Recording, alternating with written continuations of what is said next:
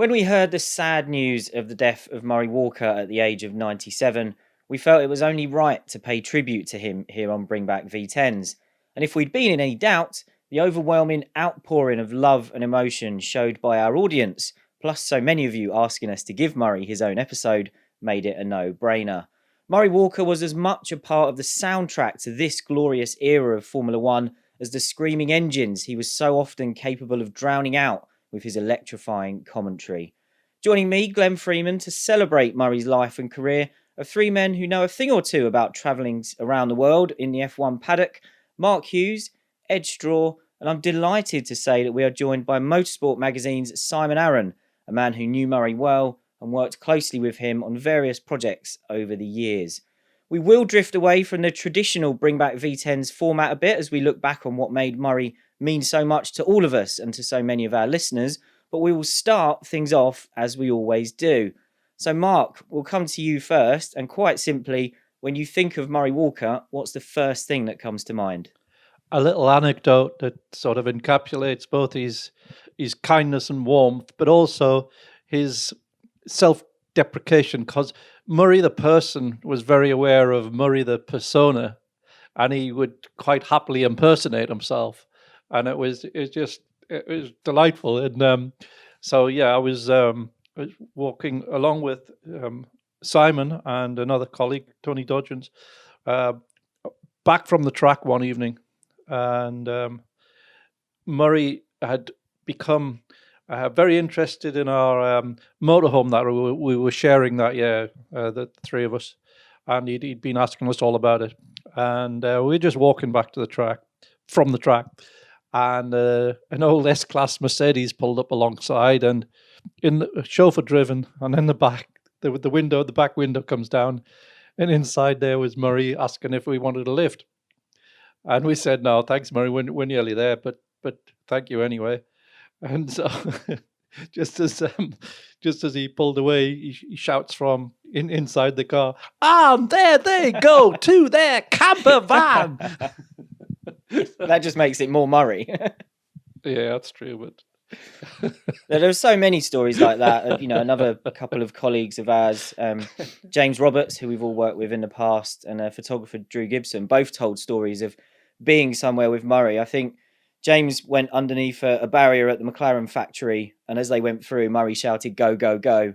And Drew was in a lift with Murray somewhere, and they waited ages for the lift to set off because they were loading it up. And when it finally left, he shouted, "Go, go, go" there as well. And somehow he had that magical way to almost be parodying himself, but in an affectionate way, not in a way that seemed like it was cheesy or he was over-egging it. But Ed, you and Mark had just enough time when the news broke on Saturday to pay a small tribute to Murray in our regular F1 podcast that was looking at F1 testing.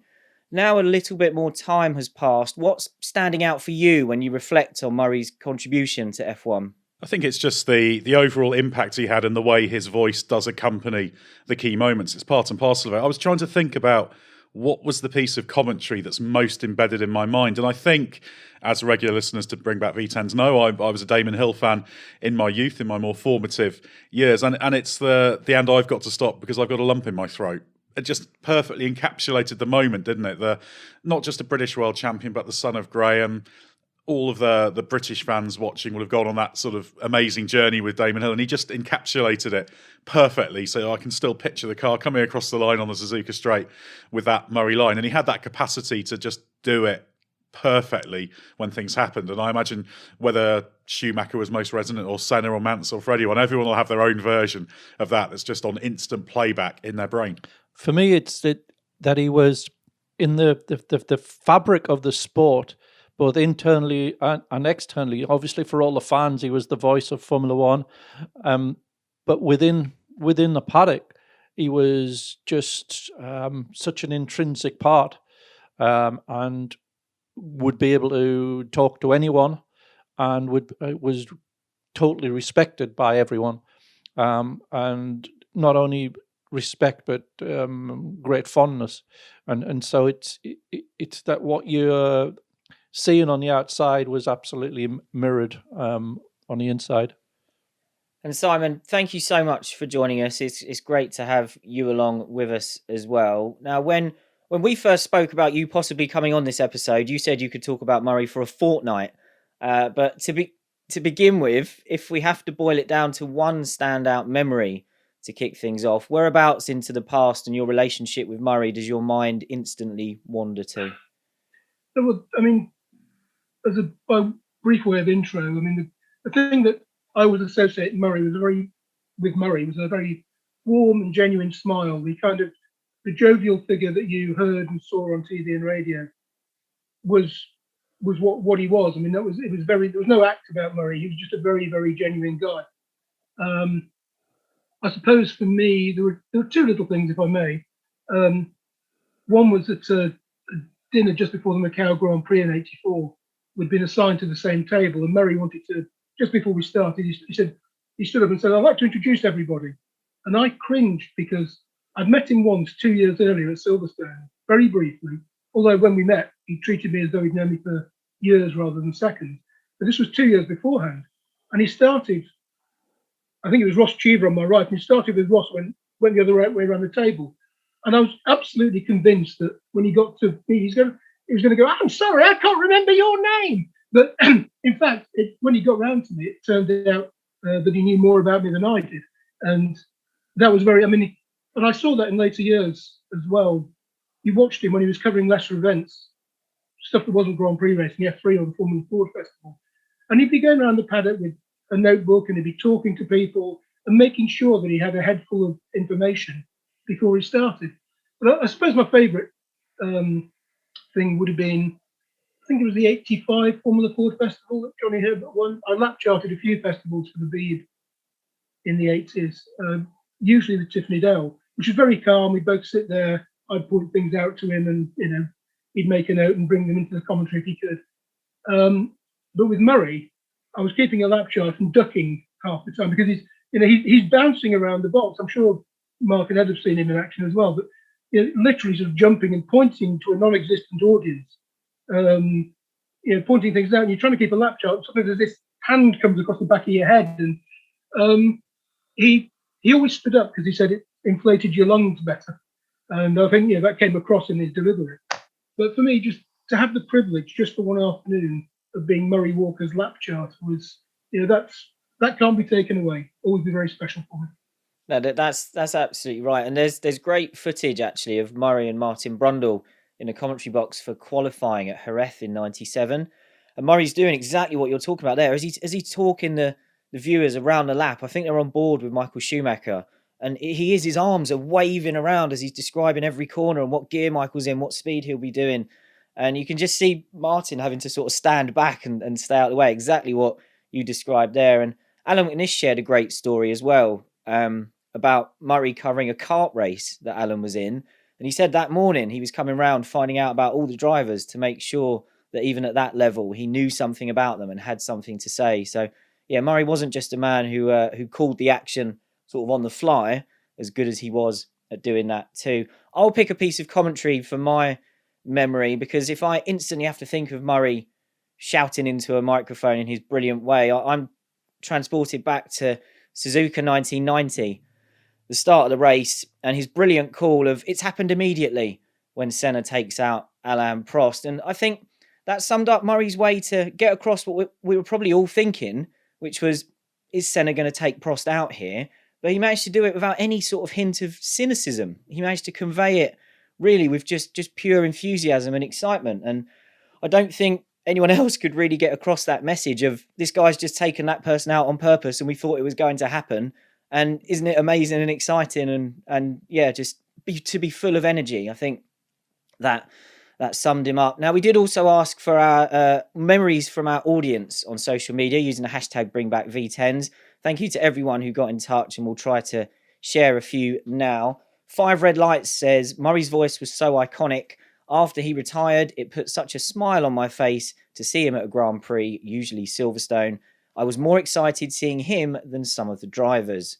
Stuart Henry says, Murray's calm demeanour during his commentary at Imola 94 will never be forgotten. Not just the commentary, but the live interviews he did on the news in the days after. and was a soothing voice of calm to the grieving F1 world. Ben Wood says he was lucky enough to meet Murray at the British Grand Prix in 2006. He was in his 80s, but fit and sharp as someone 20 years younger. What struck me most was that despite all of his other commitments, he was happy to take the time to chat and have a photo. Joe Davey gives us a quote that was his favourite and says, "The boot is on the other Schumacher." Paul Dunk says, "Suzuka 94 is probably my favourite memory of Murray. We had that epic 3.36 seconds when it was confirmed that Damon Hill had won. And as he started talking about it, Mansell then got past a Lacey at the chicane and Murray let out a scream of pure excitement and passion." I watched that back when I saw this message, and you can't describe the noise that Murray makes when they cut to that pass from Nigel. Now, we don't want this to be a somber or sad occasion. This isn't so much an obituary, but or even a full recap of Murray's life. We very much want to celebrate him, and we'd need that fortnight Simon talked about earlier just to scratch the surface. Anyway, we do want to look back fondly on some of the stories and moments that shaped Murray's career. And it feels like there's no better place to start for that than with his iconic partnership with James Hunt. Murray wrote in his book that he wasn't happy when he learned he was being paired with James. He said at the time he thought Hunt was arrogant, rude, overbearing, drinks too much, and is certainly not my idea of someone with whom I want to share the microphone. And they really did share a microphone back then. That was enforced by their bosses at the BBC to make sure they didn't talk over each other, and it was often a source of tension between them. They'd be fighting over the microphone because, as Murray put it in his words, "I thought James slowed things down and he thought I talked too much." But Murray said that over the years they both mellowed, so a relationship that started at arm's length was transformed over the 13 years they had together on air until Hunt's sudden death in 1993. But Mark, just looking at Murray and James as a partnership, was that an on-screen or behind-the-microphone relationship that never should have clicked in the way it did, or were they so opposite that they were always going to have chemistry? I think it worked beautifully exactly because they were so different. So you had Murray painting the picture and giving it the drive and the enthusiasm and painting the atmosphere, and James just there to interject with very calm, very astute observations and bits of information that was needed to fill in the picture with some insight. So their respective personalities lent them those respective roles brilliantly well, and it actually, although you could hear that friction sometimes, it worked. It was actually quite funny. It was actually quite amusing, and it sort of added this sort of odd couple sort of texture to the dynamic, and especially when Murray made a mistake and James would just point it out with actually Murray, but then it would just pass over, and it was just fantastic. I loved that. I thought it was a lovely dynamic.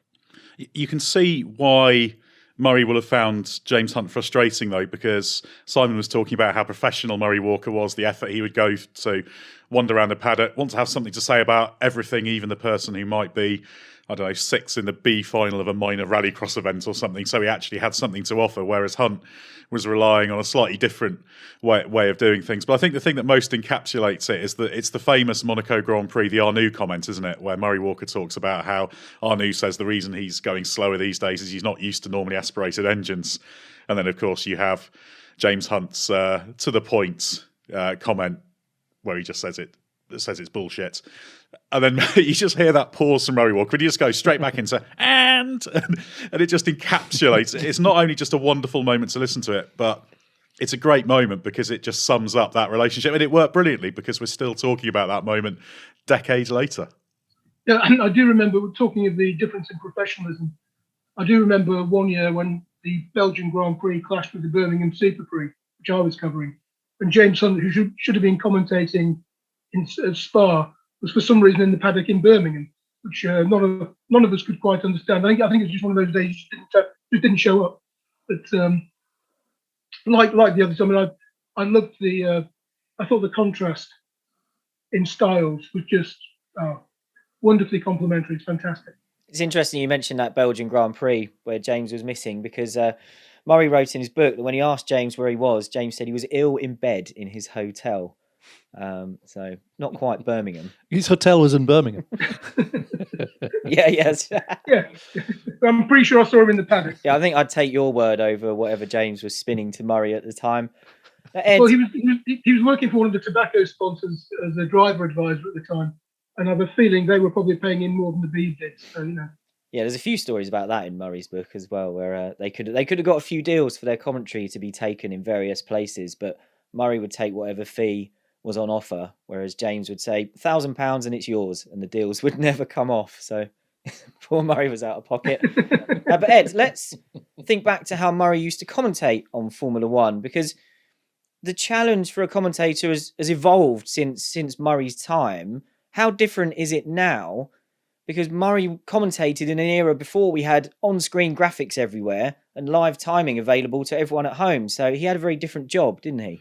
Yeah, given that it's still fundamentally the same thing, commentating on a motor race, it's astonishingly different. The flow of information was very limited, a tiny fraction of what you get today. So the commentator had to keep on top of the race themselves and also continuously translate that to those watching at home to keep them engaged. And of course, Murray had to do that single-handedly in the days before he had a regular co-commentator as well, so even more difficult. And that's why often Murray Walker would be listing the running order, which you wouldn't hear, say, David Croft doing now because it's on the screen. But if you wanted to know who Brothengatter was running, if he was 12th or 15th or the engine had blown up, which it often did do, that's how you found out. Whereas today, if you're Sky Sports F1, even in a predictable race where not much is happening, there's so much you can do. You've got the co-commentator, you've got the Sky Race Control with Anthony Davidson talking about who's been saying what on onboard radio. Karine Chandok or Ted Kravitz in the pits, or Rachel Brooks will have just interviewed someone in the pen who's retired. So it's a different challenge. Murray Walker had to keep that engagement up without all these outside factors. The challenge today is no simpler. It's about managing all that information, which is almost the opposite end of the scale. Both incredibly difficult, but just different challenges. And this is why Murray Walker is so important, certainly in the English-speaking world, because, of course, his commentary went out in a lot of different countries, not just the UK. It's why he was so important in terms of building that interest, because even when the races were relatively dull, and they sometimes were, believe it or not, I know everyone likes to think every race was a spectacular one 30, 40 years ago. They weren't always, but Murray Walker could keep them excited because everything that happened was brilliant. He could point out interesting things that were going on, all kind of keeping it in his head with maybe one person in the commentary box to also talk and perhaps one other person lap charting and flagging up the odd thing. Really, really different art and absolutely critical to the growth and popularity of Formula One. Without Murray Walker doing that, who knows if the popularity would have grown in the same way. Yeah, I think the key thing for me was that it's the thing you notice if you go back and watch a classic race now, is that Murray seems to be lap charting the race for you the whole way through. But without the graphics, you needed that, because back then especially, the local TV directors would often just follow the lead around for the whole race. So Murray's having to tell a story based on what he might be seeing out of the window if they're there and what he's got on a timing screen. Simon, you obviously knew Murray very well, and you stayed in touch and you saw him at races after he'd stopped commentating. Do you think he would have adapted well to the way the challenges of commentary have changed since he stopped? Yeah, I think he could have. I mean, you have to remember that although we all loved him as a commentator, and the thing Ed just mentioned then about his voice going out around the world, I remember outside the paddock in Australia, there's a stand, an autograph stand, when the drivers have to walk past between the car park and the paddock, and they stop and give autographs. And there was as much clamour for Murray from that stand as there was for any of the drivers. But you have to remember, as a young man, 21-year-old, he was a tank captain in the army. He was a very successful businessman in the advertising industry. He was a very, very capable human being and able to turn his hand to lots of different things. I think he would have adapted. I mean, he always said he wanted to stop when, on his terms, rather than having some TV director saying, right, we don't want you anymore. And he did stop on his terms. But he came back. I think it was the 2009 German Grand Prix. Radio 5 needed a substitute, and they wheeled Murray off the bench, who'd have been 85 by then, and a couple of my friends or colleagues stood in the box and watched him, and he was still absolutely on top of his game. So I'm sure he would have adapted. I mean, he did email and stuff, so he wasn't completely IT illiterate. I think he would have done. And I think if you're talking about adapting, the fundamental quality that made Murray Walker so good was he's what I'd call an inclusive commentator. He draws people in, and that's a personality trait. He wasn't the star of the show, even though in some ways he was.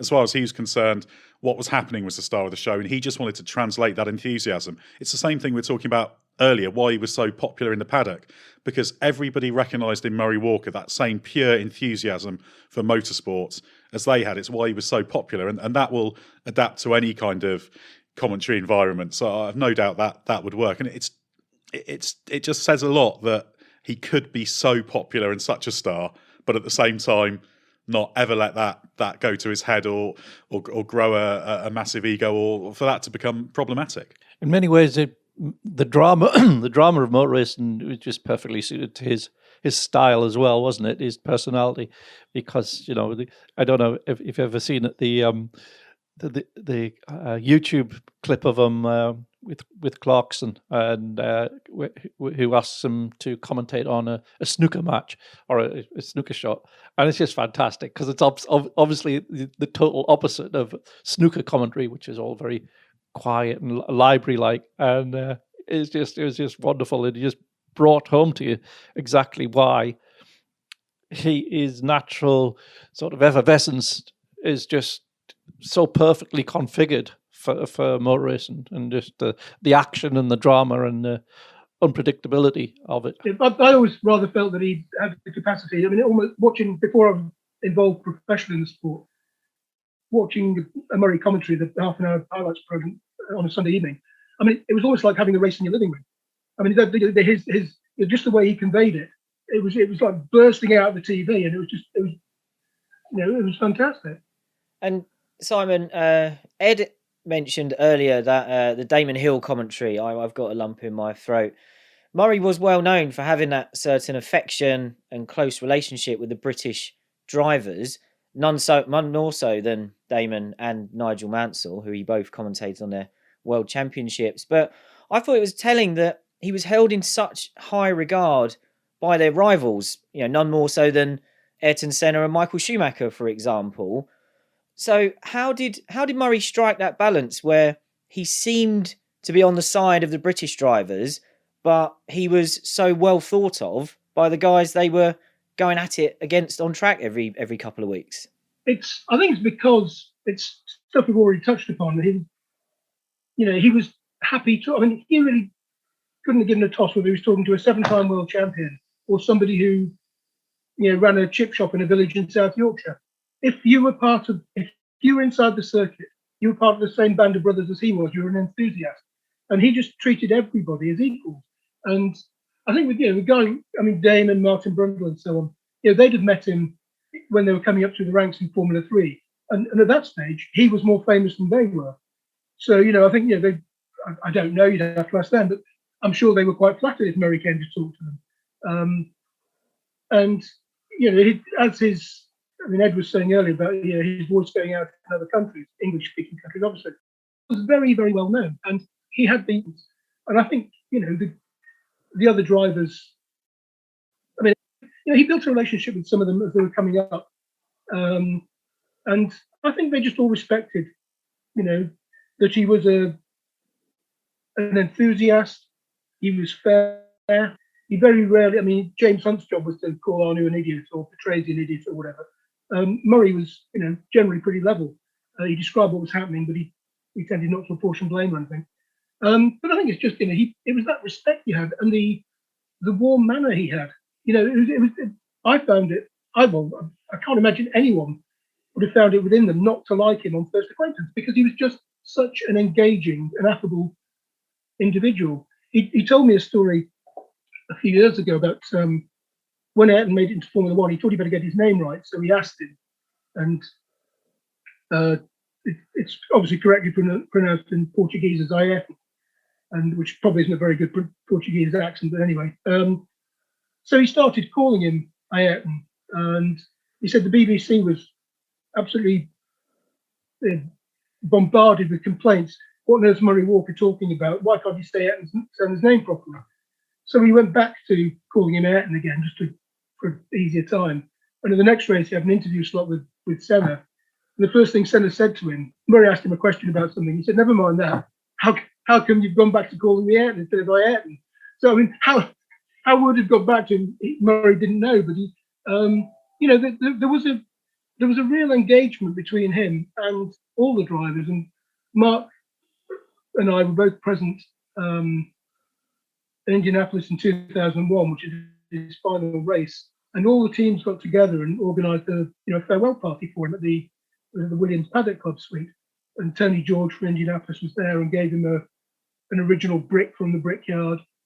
And virtually all of the drivers turned up. Michael Schumacher was there. Virtually, not everyone, but the vast majority of the drivers turned up to join in the celebration. They wouldn't do that for many people. Even Eddie Irvine was there. Yeah, I think. Yeah, I think Eddie Irvine might. He probably had. And most of them were there. I know Murray, when he got given his popularity seemed to come as a bit of a surprise to him. Let's hear some more of your memories of Murray and what made him so popular with the fans at home. I'll start with Leighton Brown, who says, Murray was a constant companion and guide during my motorsport education. His excitement was infectious and knowledge was imparted without you ever feeling lectured. Danny Hoare picks up another quote. He says, there's nothing wrong with that car except that it's on fire. Everything Racing podcast says, I once recorded myself doing some of Murray's commentary on a karaoke machine and sent him a tape of it in the post. I never expected him to listen to it, let alone reply, but he did just that and sent a handwritten reply saying how much he loved it. Stephen Gates says, my favourite commentary was Suzuka 89. Using fantastic, wasn't condoning a collision. He was just an excited fan like us. That's why we loved him. Craig Taylor says, who else loved hearing him commentate on the old PlayStation games? I'm thankful I began watching F1 with him commentating with Martin Brundle, perhaps the best commentary partnership in any sport. Robin Fisher says, coming back in his 80s to commentate at the Nürburgring, which Simon mentioned earlier. It was in 2007 for 5 Live. And Robin says, I wonder how many people like me muted the sound on the TV feed to listen to Murray again using the radio commentary. And I can tell you that's exactly what I did. It was brilliant to just listen to Murray one more time. And he didn't sound like a man who'd been out of the game for quite a few years by then, as Simon described. He was still bang on it. And it was great to hear him talk over some of the stars that he hadn't quite got to talk about before he retired.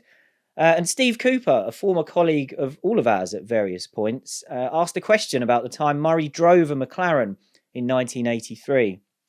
Steve says, I'd love to know a bit more about that McLaren drive at Silverstone. What was it like? How fast did he go? And did he love it? Well, fortunately, Steve, and congratulations on the new job, by the way, Murray talked about this test in his book. It came at the invitation of Ron Dennis, who asked him if he'd ever driven an F1 car.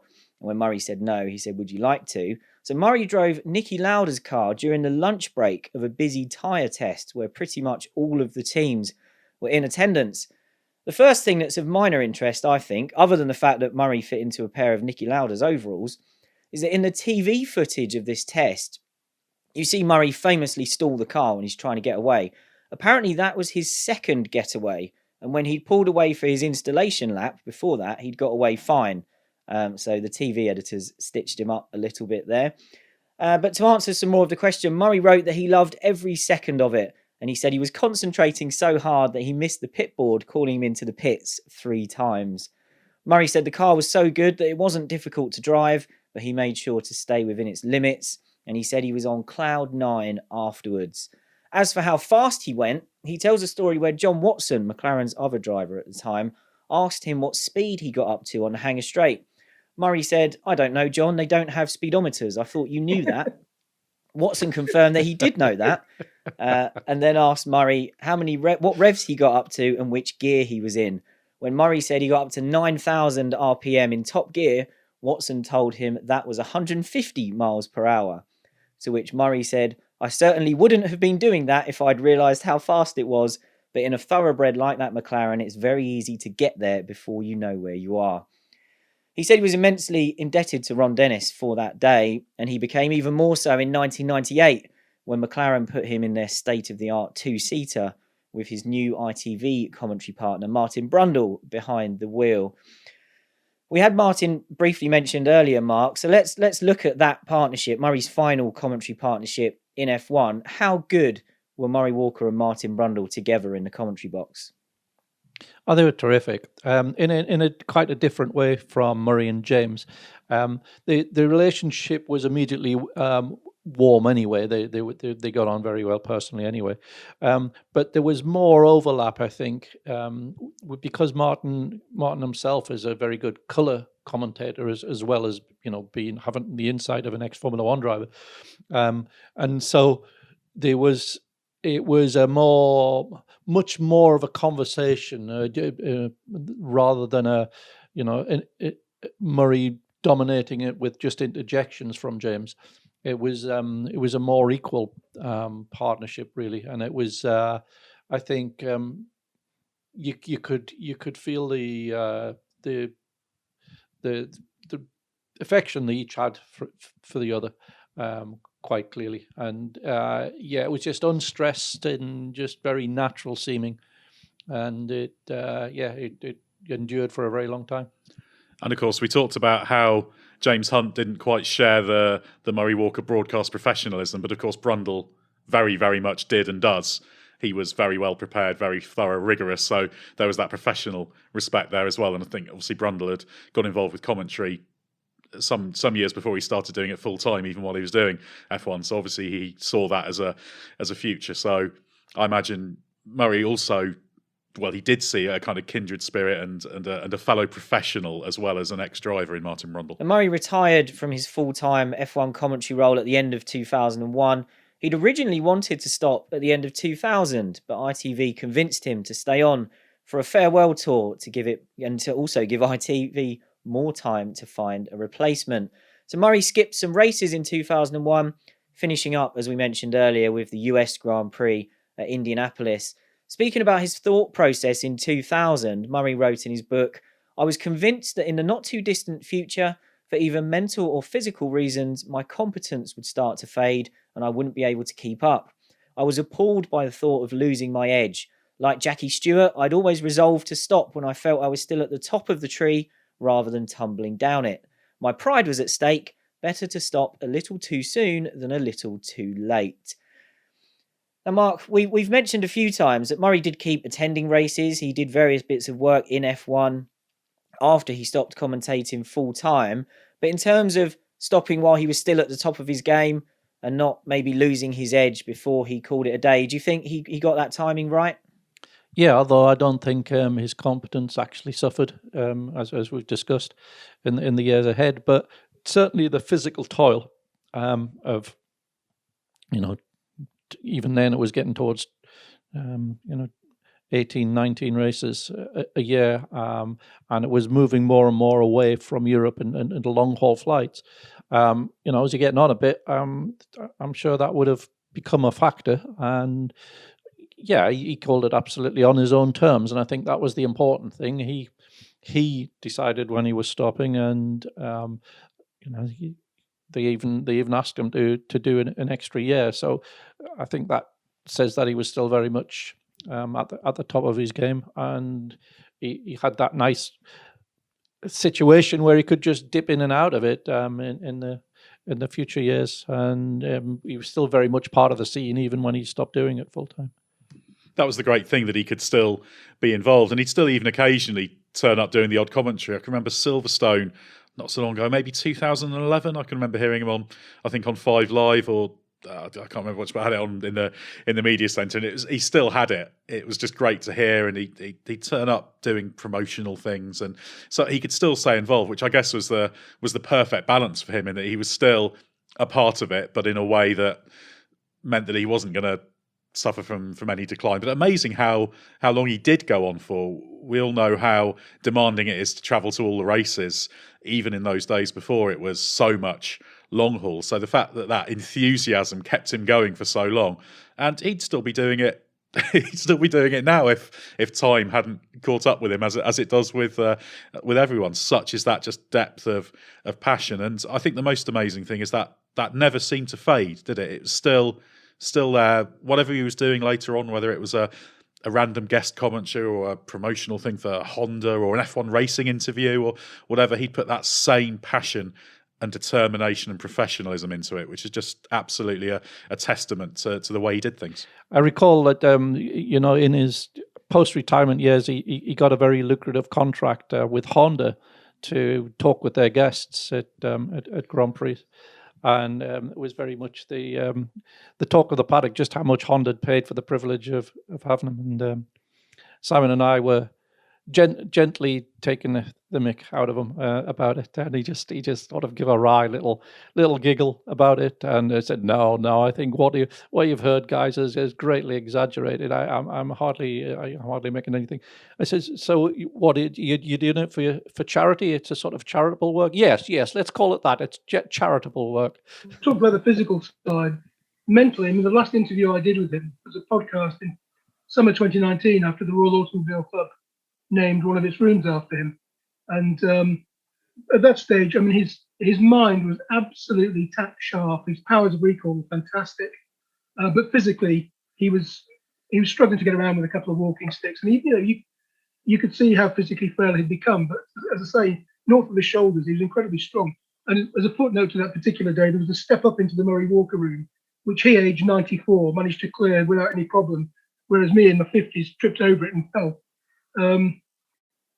As you said at the beginning, I mean, I am very sad that I can't just pick up the phone and pick his brains about the 1949 British Grand Prix or something anymore. But it's an amazing life, huge amount packed into it, and it's one of those that really, really, really merits celebration above all else. Yeah, it was certainly a life well lived, and I think Murray made the most of every opportunity that he got, and he made a lot of things happen, and it's a truly inspirational. I think we're all of different ages, and so are our listeners, but there'll be lots of people who were drawn to this sport as much about the heroes that were on the screen as they were the man they were listening to and being educated by, as one of our listeners mentioned earlier. Murray brought all of that to Formula One, and I'm as grateful as anyone else for that, because it was a huge part of my childhood. And one time I did have to help Murray out with, I think it was a subscription, his Autosport website subscription or something. And I made a point, when it was all done, I made a point of saying to him, just thank you so much for being the voice of my childhood.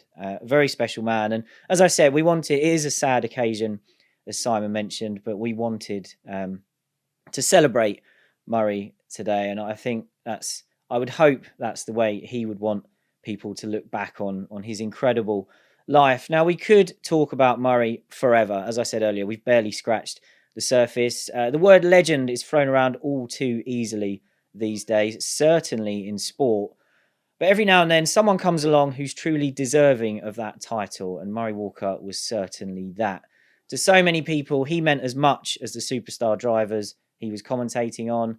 And I think he helped generations of fans fall in love with this sport, educating and entertaining us along the way. Bring Back V10s will continue to celebrate this era that was defined by Murray's commentary for many more years to come. And we will keep sneaking in the occasional commentary clip for those famous moments where Murray's words can do far more justice to them than anything we could possibly say. The only thing left to say as we bring this tribute episode to an end, I believe, is quite simply, Murray Walker, thank you.